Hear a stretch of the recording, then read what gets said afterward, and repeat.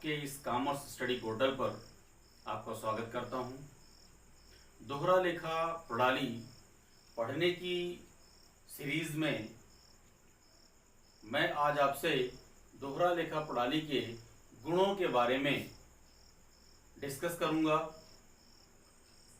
दोहरा लेखा प्रणाली के गुणों की अगर बात की जाए, इसकी स्पेशलिटीज की अगर बात की जाए, तो यह अपने आप में एक यूनिक प्रणाली है।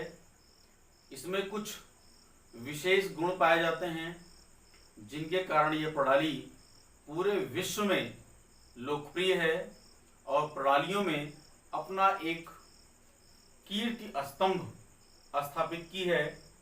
काफी लंबे समय से आज तक यह प्रणाली प्रयोग की जा रही है, तो इसके पीछे जरूर इसके कुछ न कुछ ऐसे गुण होंगे जिनके कारण यह प्रणाली आज भी अपनी महत्ता को बनाए रखी है। इसके गुणों को कुछ बिंदुओं के द्वारा व्यक्त किया जा सकता है, जिनमें प्रथम बिंदु है आपका पूर्ण विवरण, कंप्लीट डिस्क्रिप्शन। मीन्स दोहरा लेखा प्रणाली में जब भी कोई लेन देन होता है तो उस लेन देन की दो पुस्तकों में लेखा किया जाता है। एक डेबिट पक्ष होता है और एक क्रेडिट पक्ष होता है।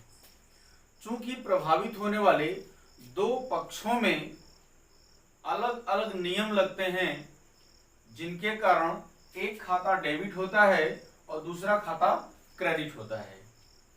अब यहाँ पे पूर्ण विवरण का मतलब है कि कुछ बातों का उल्लेख इस खाते में होता है और कुछ खाते का उल्लेख दूसरे खाते में होता है। तो अगर एक खाते में कुछ कमियां रह जा रही हैं तो उन सूचनाओं की पूर्ति दूसरे खाते से हो जाती है।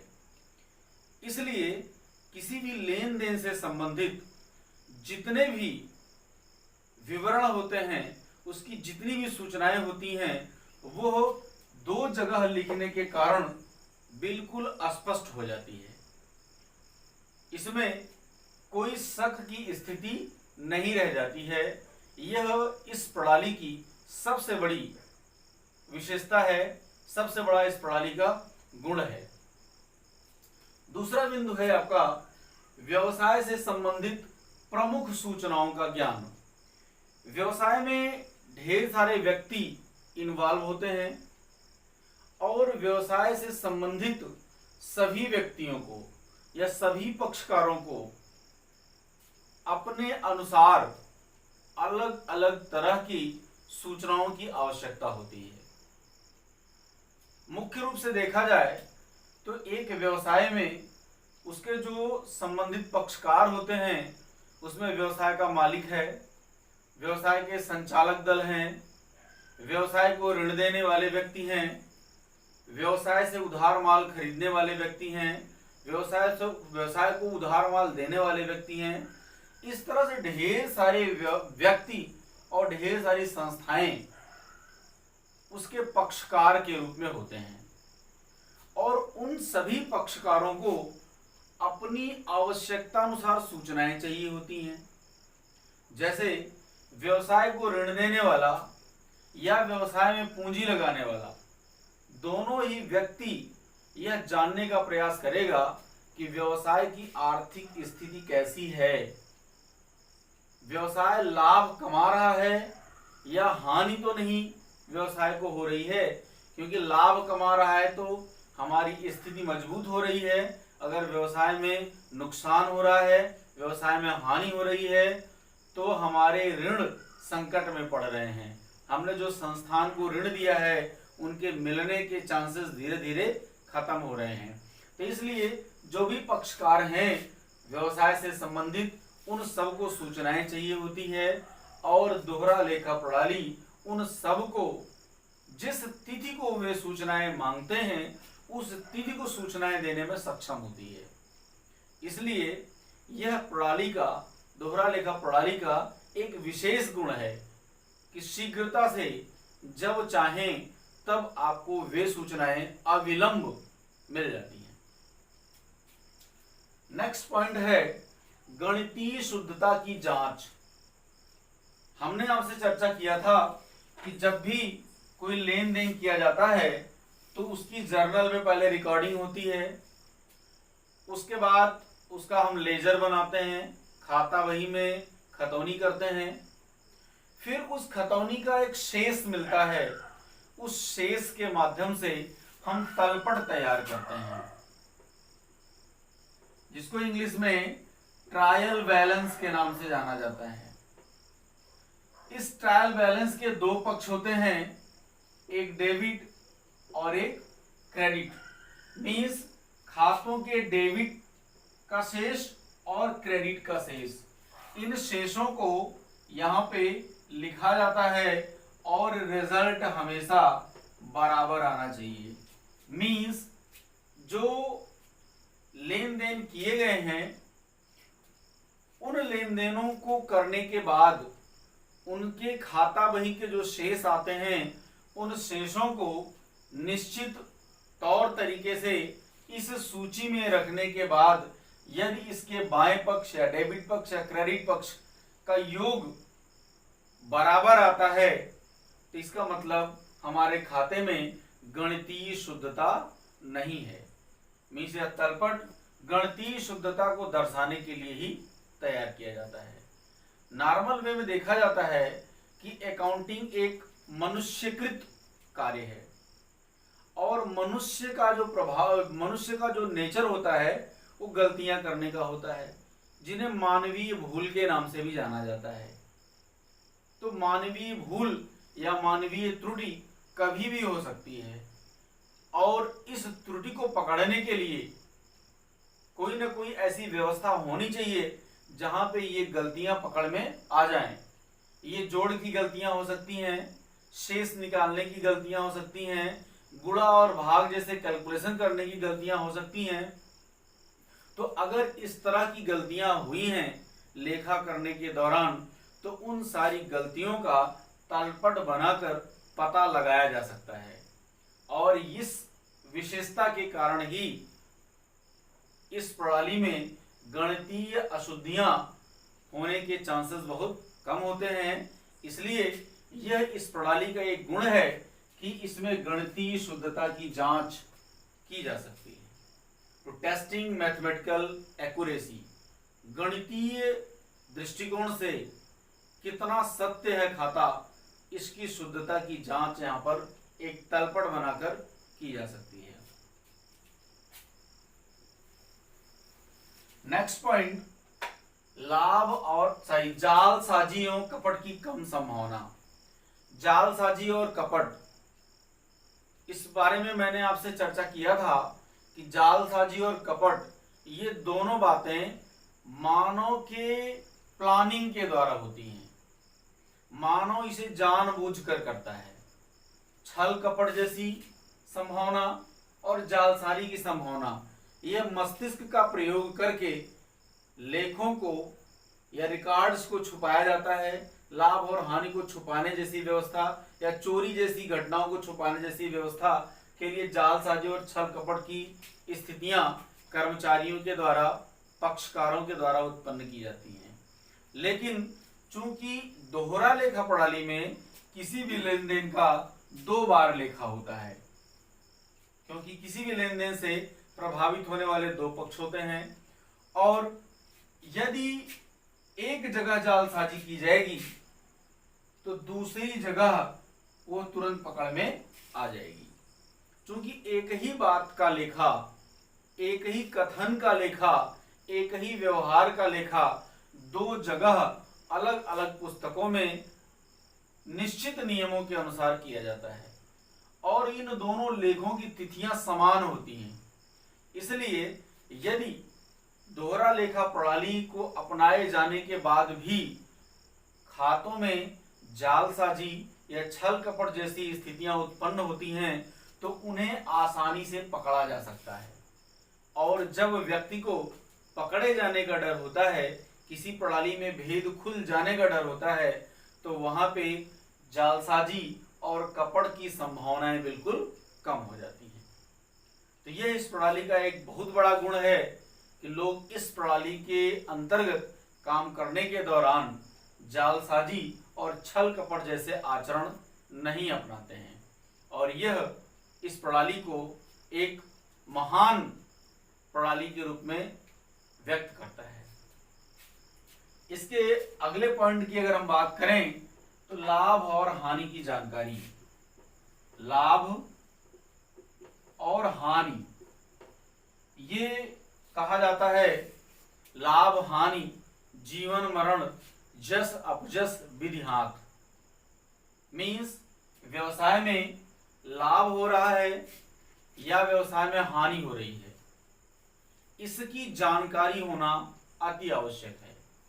क्योंकि यदि हमें यह कारण पता लग जाए कि किन कारणों से हमें लाभ हो रहा है, तो हम उन कारणों का आगे भी प्रयोग करने का प्रयास करेंगे, जिसके कारण हम आगे भी लाभ की स्थिति में बने रहें। लेकिन वहीं पे दूसरी बात है कि अगर हमें व्यवसाय में किन्हीं कारणों से हानि हो रही है और उन हानि के कारणों की जानकारी हो जाती है, तो उस पर पूरी तरह से नियंत्रण किया जा सकता है। क्योंकि यदि पिछले वर्ष में लाभ हुआ था और इस वर्ष में हानि हो रही है, और दोनों के बीच में जब कंपेयर किया जाता है तो पता लग ही जाता है कि वास्तव में किस कारण से हानि हुई है। यह पिछले वर्ष कम लाभ हुआ था, इस वर्ष थोड़ा ज्यादा लाभ हुआ है, तो किन कारणों से ये ज्यादा लाभ हुआ है, इसका भी जब हम तुलना करते हैं तो इसकी भी जानकारी हमें मिल जाती है। और प्रत्येक व्यवसायी व्यवसाय करने के पीछे उसका यह मोटो होता है कि वो व्यवसाय में अधिक से अधिक लाभ कमाए। इसलिए व्यवसाय वर्ष के अंत में व्यवसाय में होने वाले लाभ और हानि की जानकारी करना चाहता है, और इसे खाते में लाभ हानि खाता बनाकर ज्ञात किया जाता है। यह लाभ हानि खाता आयगत व्ययों या आयगत आय का एक खाता होता है। इसको मेंशन करके इसको तैयार किया जाता है, जहां से व्यवसाय में होने वाले शुद्ध लाभ और शुद्ध हानि की जानकारी मिल जाती है। तो यह भी दोहरा लेखा प्रणाली का एक विशिष्ट गुण है। नेक्स्ट पॉइंट पे अगर हम चर्चा करें तो व्यवसाय की वित्तीय स्थिति की जानकारी। वित्तीय स्थिति, व्यवसाय चूंकि एक वर्ष से चल रहा है या कई वर्षों से चल रहा है, तो दोनों ही स्थितियों में यदि व्यवसाय पिछले कई वर्षों से चल रहा है तो हमें यह देखने की आवश्यकता होती है कि हमारे व्यवसाय की जो आर्थिक स्थिति पिछले वर्ष थी उसकी तुलना में इस वर्ष हमारी आर्थिक स्थिति कुछ अच्छी हुई है या पिछले वर्ष की तुलना में खराब हुई है या बिल्कुल पिछले वर्ष जैसी है। इसकी जानकारी हमें यहाँ पर होती है, और उसके लिए इस खाते में बैलेंस शीट का निर्माण किया जाता है। फाइनल अकाउंट बनाया जाता है। उस फाइनल अकाउंट में बैलेंस शीट या आर्थिक चिट्ठा, इसे हिंदी में बोलते हैं आर्थिक चिट्ठा या स्थिति विवरण। स्थिति विवरण ये भी खाता नहीं होता है बल्कि एक विवरण होता है। यहाँ पे आपसे हमने अभी दो विवरणों के बारे में बात कर लिया। एक हमने आपसे बात किया ट्रायल बैलेंस, कक्षा 11 में 11th में आपको मोस्टली 3 विवरण पढ़ने को मिलते हैं, चौथा भी कोई मिल सकता है। पहला आपको ट्रायल बैलेंस पढ़ने को मिलेगा जो कि एक खाता नहीं है, एक विवरण है, एक सूची है। दूसरा आपको विवरण के रूप में बैलेंस शीट पढ़ने को मिलेगा, ये भी एक सूची है, एक विवरण है। यहाँ पे आपको एक बैंक रिकॉन्सिलेशन स्टेटमेंट भी पढ़ने को मिलेगा, बैंक रिकॉन्सिलेशन स्टेटमेंट। ये 3 विवरण पढ़ने को मिलेंगे। विवरण और खाते की जो सबसे बड़ी पहचान ये है कि विवरण में डेबिट और क्रेडिट नहीं होता, जबकि खातों में डेबिट और क्रेडिट होता है। बायां पक्ष डेबिट कहलाता है तथा दाहिना पक्ष क्रेडिट कहलाता है। तो यहाँ पे व्यवसाय की आर्थिक स्थिति की जानकारी करने के लिए एक विवरण बनाया जाता है, खाता नहीं बनाया जाता बल्कि एक विवरण बनाया जाता है। उसका नाम होता है आर्थिक चिट्ठा, या दूसरे नाम से इसे स्थिति विवरण कहते हैं। इसे बैलेंस शीट में, इसे इंग्लिश में हम बैलेंस शीट के नाम से जानते हैं। तो जब भी व्यवसाय का स्थिति विवरण या आर्थिक चिट्ठा बनाया जाता है तो उसमें पिछले वर्ष की दायित्वों और संपत्तियों की वर्तमान वर्ष के दायित्वों और संपत्तियों के साथ तुलना की जाती है। तुलना करने पे पता लगता है कि कौन सा दायित्व पिछले वर्ष कितना था और इस वर्ष कितना हो गया। मीन्स दायित्वों में वृद्धि हुई है या कमी हुई है। या संपत्तियों की बात करें तो कौन सी संपत्ति पिछले वर्ष कितनी थी और इस वर्ष कितनी है। ये दोनों बगल बगल ही अमाउंट लिखे होते हैं, तो दोनों की हम तुलना कर लेते हैं, कंपेयर कर लेते हैं। तो यहाँ से भी हमें पता लग जाता है कि हमारे संपत्तियों में वृद्धि हुई है या कमी हुई है। इसे बैलेंस शीट बिल्कुल पूरी तरह से स्पष्ट कर देती है। तो दोहरा लेखा प्रणाली का एक सबसे बड़ा गुण ये भी है कि इसमें व्यवसाय की आर्थिक स्थिति की जानकारी हमें मिल जाती है। हमारा व्यवसाय पिछले वर्ष की अपेक्षा इस वर्ष आर्थिक दृष्टिकोण से, वित्तीय दृष्टिकोण से ज्यादा स्ट्रांग हुआ है या पिछले वर्ष की अपेक्षा कमजोर हुआ है। नेक्स्ट पॉइंट है आपका तुलनात्मक अध्ययन द्वारा उपयोगी निष्कर्ष। बहुत अच्छी बात है तुलनात्मक अध्ययन, इसका भी हम कई बार इस वर्ड का प्रयोग कर चुके हैं। तुलनात्मक अध्ययन,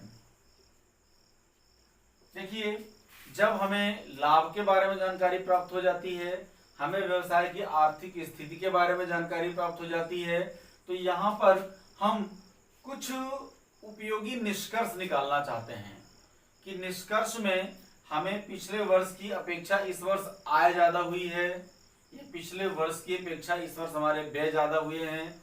अगर हुए हैं तो क्यों हुए हैं, हम इस निष्कर्ष पर पहुंचना चाहते हैं। और व्यवसायी इस निष्कर्ष पर पहुंचने के लिए पिछले वर्ष की राशियों का, पिछले वर्ष की मदों की राशियों का इस वर्ष की मदों की राशियों के साथ तुलना करता है। यह तुलना मुख्य रूप से आय, व्यय, आगम, एक्सपेंडिचर या stock expenses, factory level expenses, office level expenses, इन सब को अलग अलग हम इसकी तुलना करते हैं, इनके शेषों की, इनकी राशियों का। और तुलना करने के बाद हम इस निष्कर्ष पर पहुंचते हैं कि हमारा जो भी परिणाम मिला है, जो भी हमारी आर्थिक स्थिति है या स्थिति हमारी दर्शा रही है, या लाभ हानि खाते जो भी हमारे लाभ और हानि को दर्शा रहे हैं, उसके पीछे वास्तव में क्या कारण हैं, उन कारणों का यह दोहरा लेखा प्रणाली निष्कर्ष दिखाता है। यह भी इस प्रणाली का एक बहुत बड़ा गुण है। लास्ट पॉइंट, लोचदार, इसको इंग्लिश में इलास्टिसिटी बोलते हैं। लोचदार मीन्स होता है किसी भी वस्तु की आवश्यकता अनुसार कमी या वृद्धि। मीन्स उस वस्तु में हम वृद्धि कर दें या उस वस्तु में कमी कर दें, लेकिन इस कमी को करने की स्थितियां उसमें विद्यमान हों। तो दोहरा लेखा प्रणाली के अंदर एक इलास्टिसिटी की बहुत अच्छी व्यवस्था है कि व्यवसाय चाहे छोटा हो या व्यवसाय बहुत बड़ा हो या व्यवसाय मध्यम दर्जे का हो, मीन्स व्यवसाय कैसा भी हो, उस व्यवसाय में दोहरा लेखा प्रणाली अपनी अहम भूमिका निभाती है। व्यवसाय के छोटे होने से या व्यवसाय के बड़े होने से इस प्रणाली के उपयोग में कहीं कोई समस्या नहीं आती है।